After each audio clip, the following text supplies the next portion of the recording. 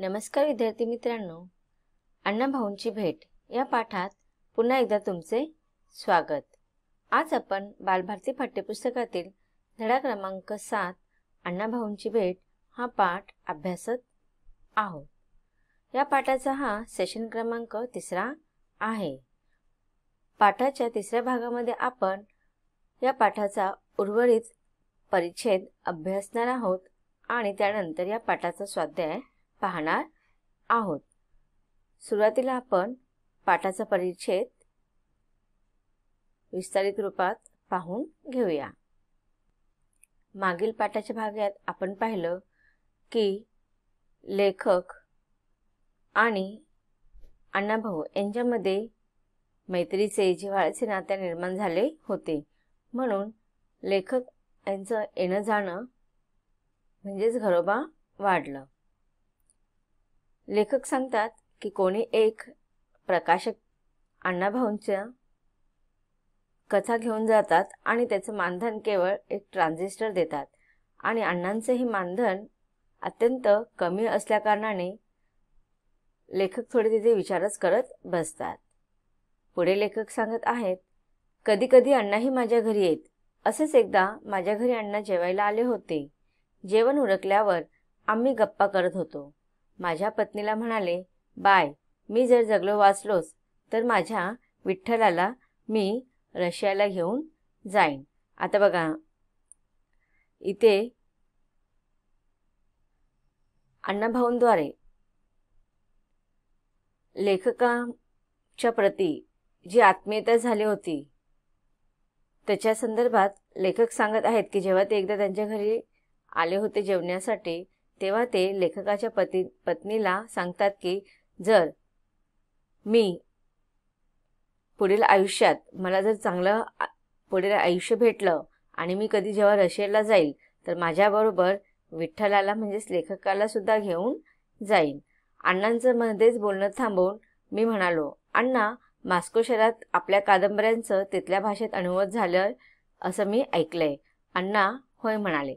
बघा, लेखकाला इथे सांगण्याचं तात्पर्य हे आहे की जेव्हा अण्णाभाऊ सांगतात की मी रशियाला कधी जाणार तेव्हा मी लेखकाला सुद्धा घेऊन जाणार, विठ्ठलाला सुद्धा घेऊन जाणार रशियाला। म्हणजेच तिथे अण्णाभाऊंचे गुरु, ज्यांना ते आदर्श मानत होते, असे व्यक्ती तिथे राहत असल्याकारणाने कदाचित त्यांचं येणं जाणं किंवा त्यांच्या कथा संग्रहांच्या संदर्भात काही काम असेल किंवा त्यांना कधी नेहमी बघा कथांच्या संदर्भात पुरस्कार वगैरे दिले जाईल तर वरचेवर त्यांचं रशियाला येणं जाणं व्हायचं। तेव्हा ते लेखकाच्या पत्नीला सांगतात की कधी जर मी पुढे जगलो वाचलो तर मी माझ्याबरोबर विठ्ठलाला नक्कीच घेऊन जाईल। आणि मध्येच लेखक अण्णांचं ते बोलणं थांबवतात आणि त्यांना सांगतात की मॉस्को शहरामध्ये तुमच्या कादंबऱ्यांचं तेथील भाषेमध्ये अनुवाद झालेला आहे, भाषांतर झालेलं आहे, तर हे खरं आहे का? तेव्हा अण्णा सांगतात, हो, अगदी बरोबर आहे। मग लेखक म्हणतात, अण्णा, मॉस्कोमध्ये आपल्या कादंबऱ्यांच्या अनुवादाचे अमाप असं मानधन तिथल्या बँकेत आहे असंही म्हणतात। तुम्ही ते मानधन काय करून मिळवा आणि आलिशान बंगला बांधा, त्यात डायनिंग टेबल, कोच, बेडरूम, पुस्तकांची कपाट, सगळं थाटामाटाचंच करता येईल। आणि अण्णा, तुम्हाला लिहायला सुरेख टेबल, त्यावर टेबल लॅम्प, लिहायला उत्तम लेखना असा सरंजाम असल्यावर तुम्ही जे लिहिता त्यातूनही तुमचं लिखाण सरस होईल। आता बघा, लेखकाला इथे सुरुवातीला जेव्हा त्यांनी पाहिलं की अण्णांद्वारे त्यांच्या कथांच्या संदर्भात जे मानधन अण्णा स्वीकारत होते ते अत्यंत कमी होते, त्यांनी ठरवलं असतं तर प्रकाशकांकडे ते जास्तीचं मानधन मागू शकत होते, पण त्यांनी तसं केलेलं नाहीये। मग तेव्हा लेखक अण्णांना सांगतात की मॉस्कोमध्ये तुमच्या कादंबऱ्यांचं जे अनुवाद केलं जातं त्या अनुवादाच्या बदल्यात तुम्हाला तिथे भरपूर मानधन दिलं जातं आणि ते मानधन तुम्ही स्वीकारत नाही, म्हणून तेथील ते तुमचं मानधन तिकडच्याच बँकेमध्ये आहे असं हे मी ऐकलेलं आहे, तर ते खरं आहे का? मग ते खरं असेल तर तुम्ही ते मानधन का नाही घेत? आणि मग त्या मानधन जर तुम्हाला एवढं चांगलं मिळत आहे तर त्या पैशामध्ये तुम्ही तुमच्या ज्या रोजच्या जीवनामध्ये आवश्यक असणाऱ्या ज्या गोष्टी आहेत त्या तुम्ही सहज विकत घेऊ शकतात आणि सुंदर असं आयुष्य घालवू शकतात. आता लेखकाने अण्णाभाऊ साठे यांचं आर्थिक परिस्थिती आणि त्यांचं ते झोपड्यातील वातावरण, झोपड्यामध्ये राहणं, तिकडच्या आजूबाजूचं वातावरण, ही सगळी परिस्थिती लेखकाने अत्यंत जवळून पाहिलेली होती. त्यामुळे त्यांना कुठे ना कुठे असं वाटत होतं की अण्णा हे मानधन मिळून सुद्धा ते घेत नाहीत आणि जर ते मानधन त्यांनी घेतली तर त्यांची आर्थिक परिस्थिती सुधारेल आणि एक लेखकाला, एक साहित्यकाराला जे पुरेसं असं जे वातावरण आहे ते सगळं त्यांना त्यांच्या घरामध्ये उपलब्ध होईल.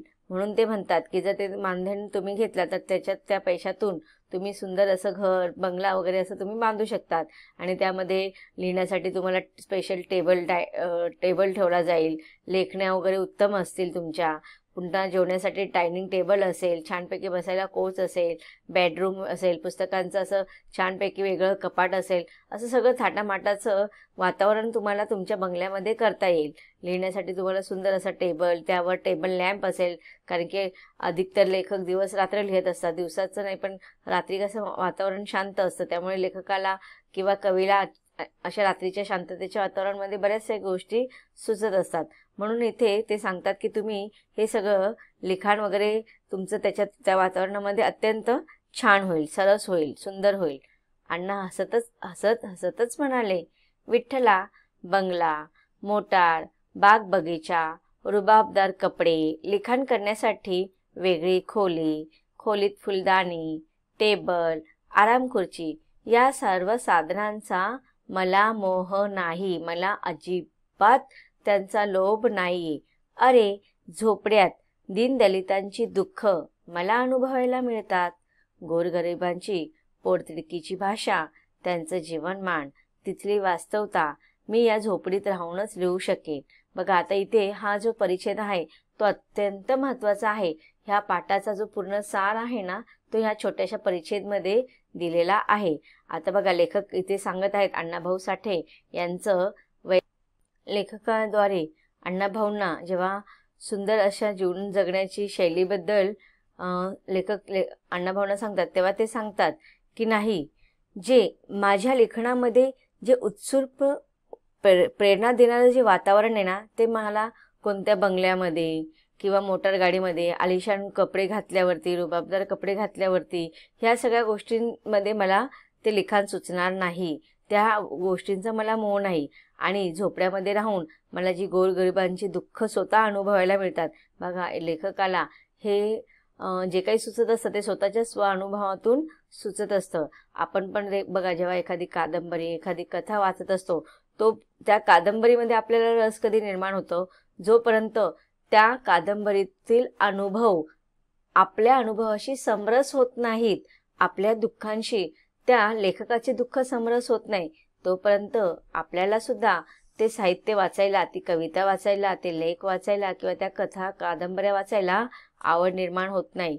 म्हणजेच जेव्हा आपण एखादी गोष्ट वाचत असतो तर ती आपलीच जशी कथा आहे असं समजून आपण जेव्हा ती वाचतो तेव्हा त्या कथाकाराला किंवा साहित्यकाराला खरंच त्या कथेचं लिहिण्यापाठीमागचं त्याचा उद्देश किंवा त्याचं ध्येय साध्य झाल्याचा अनुभव होतो. म्हणजेच लेखकाला समोरच्या प्रेक्षकांच्या मनातील सुख दुःख स्वतः अनुभव घ्यावे लागतात आणि ते अनुभव तेव्हाच ते मांडू शकतात. मी इथे आपल्याला अण्णाभाऊ साठे हीच गोष्ट सांगण्याचा प्रयत्न करत आहे की ह्या झोपड्यांमध्ये मला दीनदलितांची, गोरगरिबांची दुःख अनुभवायला मिळतात.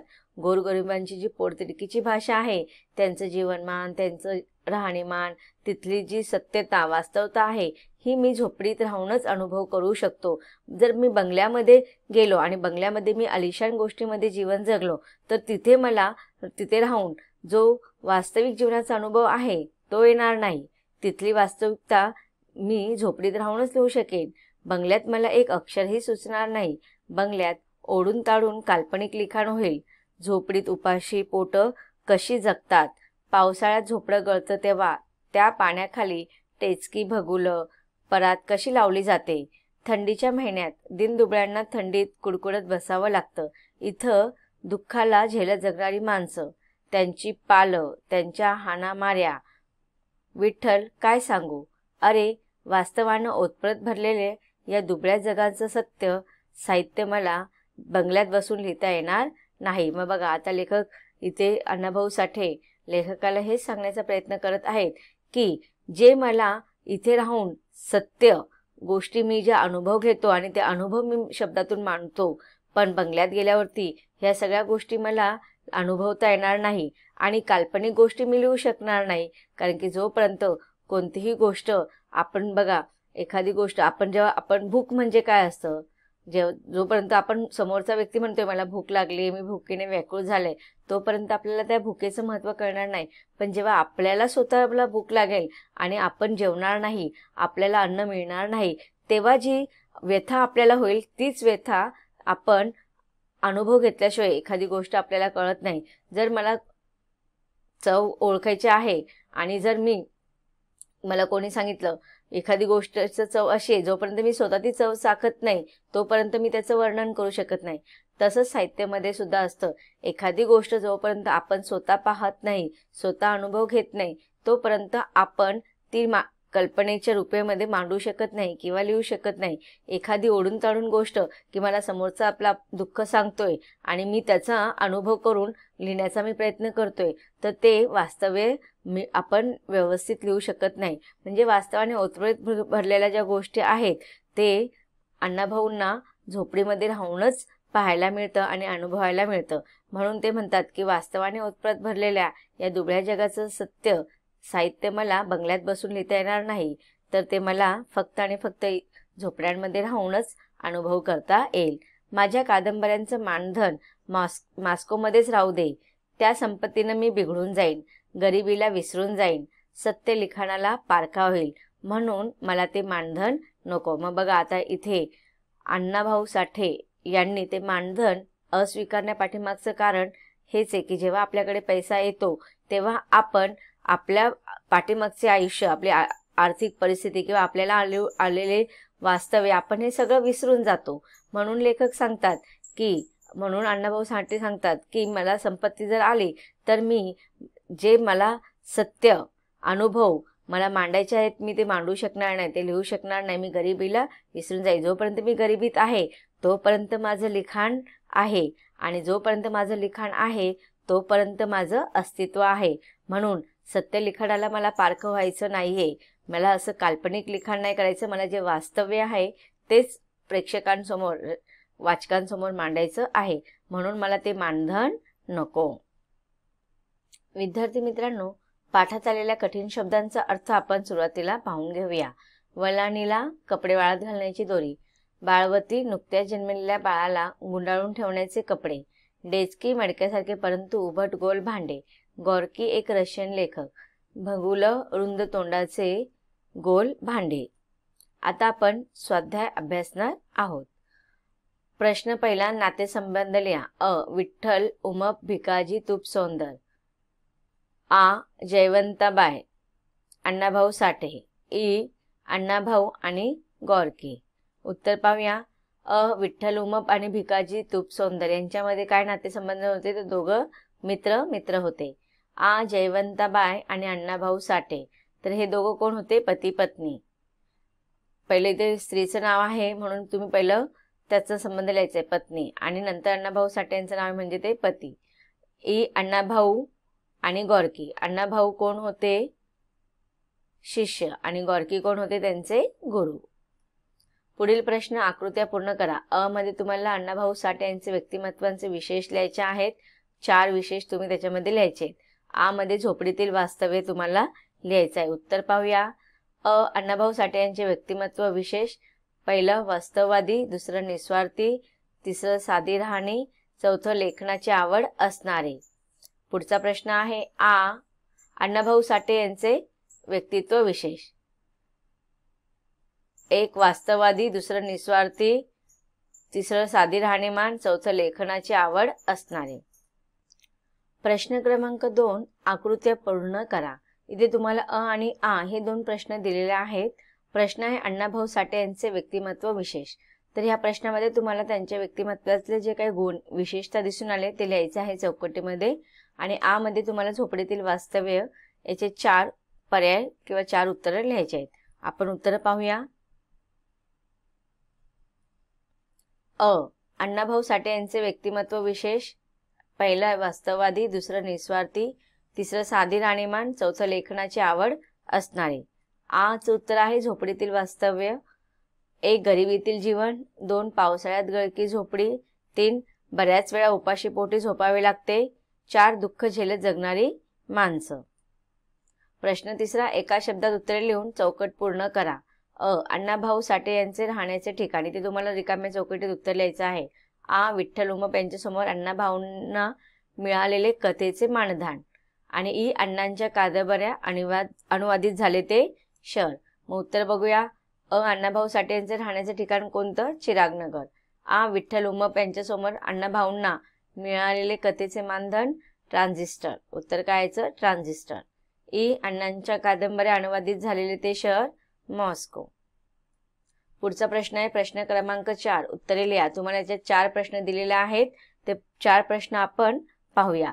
प्रश्न अ. अण्णाभाऊंच्या राहणीमानांचे वर्णन तुमच्या शब्दात करा. उत्तर आहे अण्णांचे राहणीमान एकदम साधे होते. ते एका झोपडीत राहायचे. झोपडीत मोडके टेबल, खुर्ची एवढेच फर्निचर. ते सतत लिहित बसलेले दिसत. लिहिताना लागणारा चष्मा सुद्धा मोडका होता. अण्णा ऐशोआरामात जीवन जगू शकले असते, परंतु त्यांनी सर्वसामान्यांचे जीवन जगणे पसंत केले. अशा प्रकारे अण्णा साधेपणाने राहत. आ. अण्णाभाऊ साठे असलेल्या सुदिनांचे महत्त्व तुमच्या शब्दात लिहा. अण्णाभाऊंसाठी असलेले सुदिन. उत्तर आहे अण्णाभाऊ साठे एक थोर लेखक व शाहीर होते. त्यांनी विठ्ठल उमप यांच्या रचना आकाशवाणीवर ऐकल्या होत्या. विठ्ठल उमप यांचे गायन, त्यांचा बुलंद पहाडी आवाज अण्णांना आवडायचा. विठ्ठल उमप यांची वागणूक, वर्तन यांची माहिती त्यांना झाली होती. विठ्ठल उमप यांना भेटण्याची ओढ अण्णांना लागली होती. तो भेटीचा दिवस प्रत्यक्षात आला, म्हणून अण्णांच्या दृष्टीने तो सुदिन होता. पुढील प्रश्न ई. पाठाच्या आधारे विठ्ठल उमप यांचे शब्दचित्र रेखाटा. उत्तर. विठ्ठल उमप हे एक प्रसिद्ध शाहीर होते. त्यांच्या गायनाचे कार्यक्रम, त्यांच्या रचना आकाशवाणीवरून प्रसारित व्हायच्या. त्यांचा बुलंद पहाडी आवाज सर्वांना आवडायचा. विठ्ठल उमप यांची वागणूक व वर्तन सर्वांना प्रभावित करणारे असे होते. अण्णाभाऊ साठे यांचे विषय त्यांच्या मनात आदराची भावना होती. ई. प्रस्तुत पाठात विठ्ठल उमप यांनी रेखाटलेले अण्णांचे शब्दचित्र वाचून तुमच्या मनात अण्णांविषयी कोणते विचार आले ते लिहा. उत्तर. विठ्ठल उमप यांची अतिशय सुरेख पद्धतीने वास्तव जिव्हाळ्याचे अण्णाभाऊ साठे यांचे शब्दचित्र रेखाटले आहे. वास्तववादी, निस्वार्थी, साधी राहणीमान असलेले थोर असे अण्णांचे शब्दचित्र विठ्ठल उमप यांनी प्रस्तुत पाठात रेखाटले आहे. अण्णा झोपडीत राहत. दीनदलितांची दुःखे ते स्वतः अनुभवत. झोपडीत राहूनच गोरगरिबांची भाषा, जीवनमान, वास्तवता मी लिहू शकेन असे त्यांनी विठ्ठल उमप यांना बोलून दाखवले. अण्णा सतत लिहित दिसायचे. ते मानधन घेऊन ऐशोआरामाचे जीवन जगू शकले असते, परंतु त्यांनी ते मानधन न घेता गरिबीत राहणे पसंत केले. अण्णा अतिशय निस्वार्थी महान पुरुष होते. हे विचार अण्णांविषयी आमच्या मनात येतात किंवा आले. तर विद्यार्थी मित्रांनो, अशा प्रकारे आपण हा पाठ इथे संपवत आहोत. पहिल्या 2 भागामध्ये आपण पाठ विस्तारित रूपात पाहिला आणि तिसऱ्या भागामध्ये पाठाचा काही अंश आपण अभ्यासला आणि नंतर पाठाचा स्वाध्याय सुद्धा आपण अभ्यासला आहे. हा पाठ इथे संपतो. धन्यवाद.